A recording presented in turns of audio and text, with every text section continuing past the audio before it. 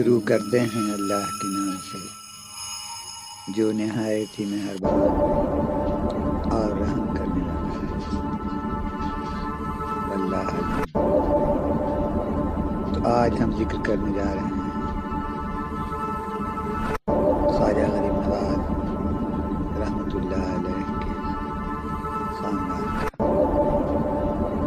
خواجہ غریب نواز کے چاہنے والوں کو خواجہ غریب نواز کے سلسلے میں ہر ذکر پسند ہے۔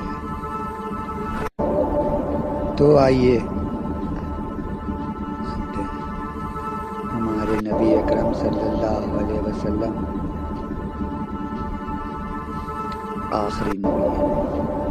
اللہ پاک نے ان پر نبوت ختم کر دی اور دین مکمل کر دی۔ اس کے بعد کوئی پیغمبر پیدا نہیں مگر اللہ تعالیٰ نے نبی اکرم صلی اللہ علیہ وسلم کے نسل سے بہت سارے ایسے ولی اللہ اور مشائخ الکبار پیدا کیے۔ حدیث شریف میں آتا ہے کہ کچھ مقربین کا درجہ اتنا بلند ہوگا کہ اسے دیکھ کر انبیاء کرام بھی رشک کریں گے۔ خواجہ غریب نواز رحمۃ اللہ علیہ کا والدہ ماجدہ کی طرف سے اور والد ماجد کی طرف سے دونوں طرف سے سلسلہ نسل ہمارے پاک پیارے نبی حضرت محمد مصطفیٰ صلی اللہ علیہ وسلم سے جا ملتا ہے۔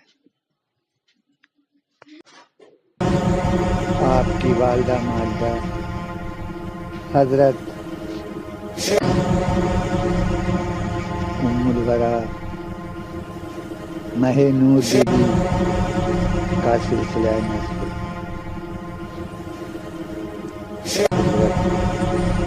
حسن رضی اللہ تعالی عنہ تک پہنچتا ہے اور ان کے والد ماجد حضرت خواجہ غیاث الدین رحمۃ اللہ علیہ کا سلسلہ نسب حضرت حسین رضی اللہ تعالی عنہ تک جا کر ملتا ہے۔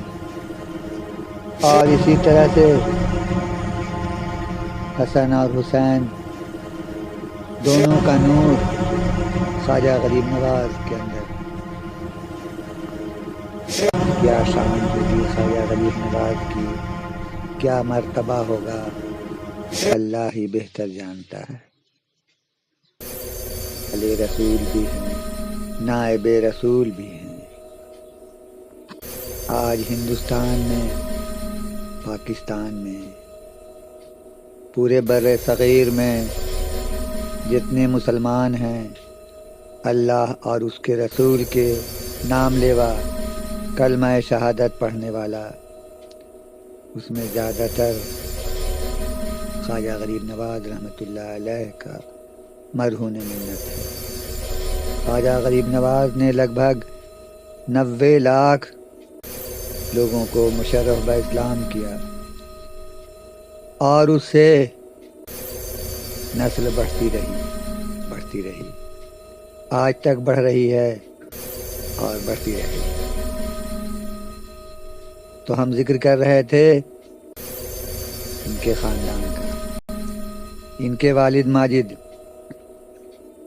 حضرت خواجہ غیاث الدین رحمۃ اللہ علیہ بلند پایا بزرگ تھے، وہ بھی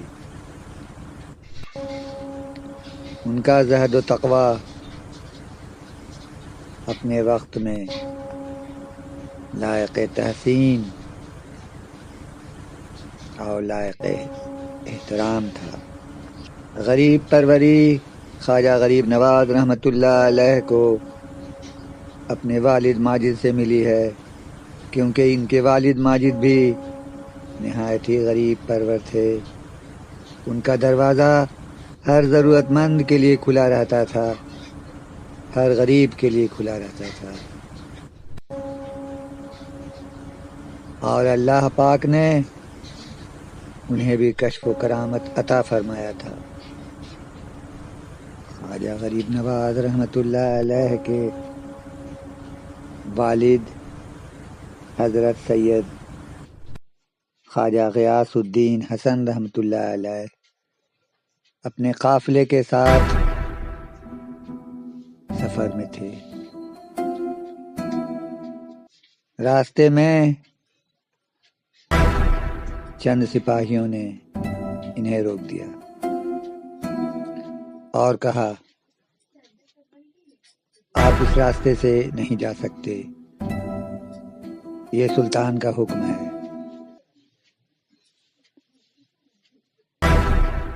قافلے والوں نے پوچھا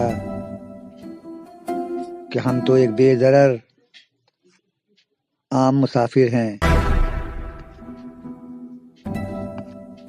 ہمیں روکنے کی کیا ضرورت ہے؟ سپاہیوں نے بتایا کہ ادھر ہمارے سلطان کا پورا لشکر ڈیرا ڈالے ہوئے ہے اور ان سبوں پر ایک وبا پھوٹ پڑی ہے، اس کے سارے لشکر پر ہیضہ کی وبا پھوٹ پڑی ہے اور ہیضہ کی چپیٹ میں آ چکا ہے۔ بہت سارے طبیب بھی مر چکے ہیں اور دن بدن لشکری بھی مر رہے ہیں۔ خود سلطان بھی اس کا شکار ہو چکا ہے، لگ بھگ 6-7 قے اسے بھی ہو چکی ہے۔ اسی لیے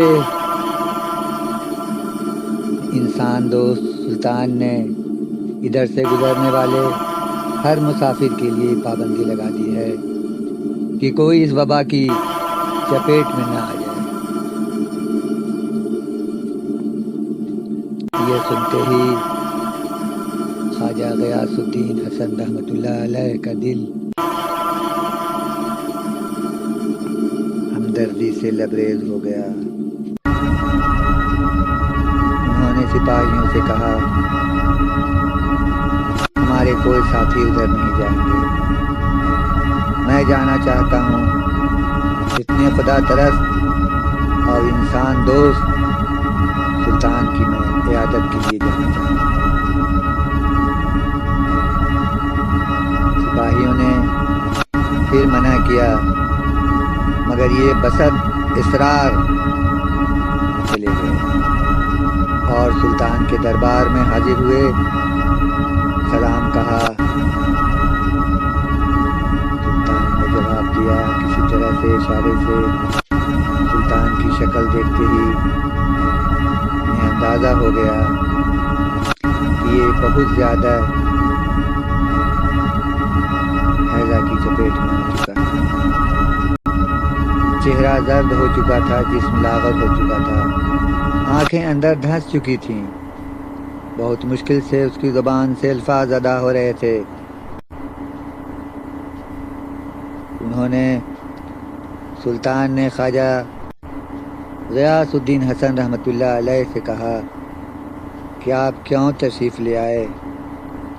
ہم لوگ تو اس وبا کی چپیٹ میں ہیں، ہم نہیں چاہتے کہ کوئی اللہ کا بندہ اس چپیٹ میں آ جائے۔ خواجہ غیاث الدین حسن رحمۃ اللہ علیہ نے کہا تھوڑا صاف اور پاک پانی منگوائیے۔ سلطان نے پانی منگوایا۔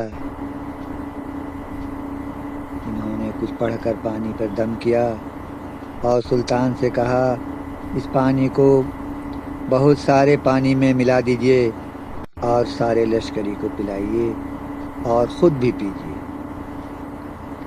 سلطان نے ایسا ہی کیا، خود سلطان نے بھی پیا اور سارے لشکریوں کو پلا دیا اور خود خواجہ غیاث الدین حسن رحمۃ اللہ علیہ سجدے میں گر پڑے۔ سجدے سے جب سر اٹھایا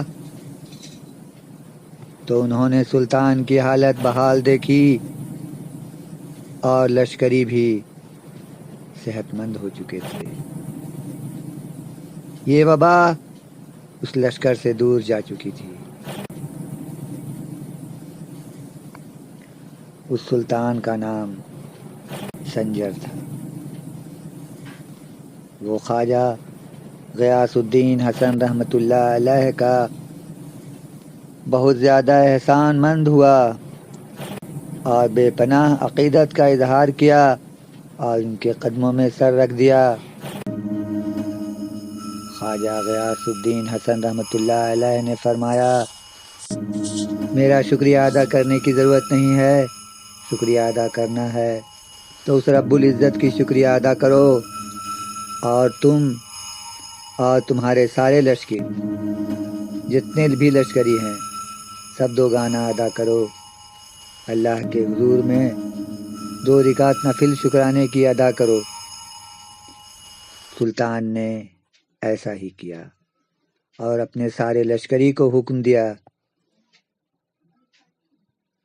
कि उसे ऐसा ही करना है। बयान अभी बहुत सारा बाकी है मगर ये लंबा होता जा रहा है। आप लोग इसे पसंद फरमाएं और कमेंट्स में बताएं। इस बयान को हम आगे भी पढ़ाएंगे। तब तक के लिए अल्लाह हाफिज़।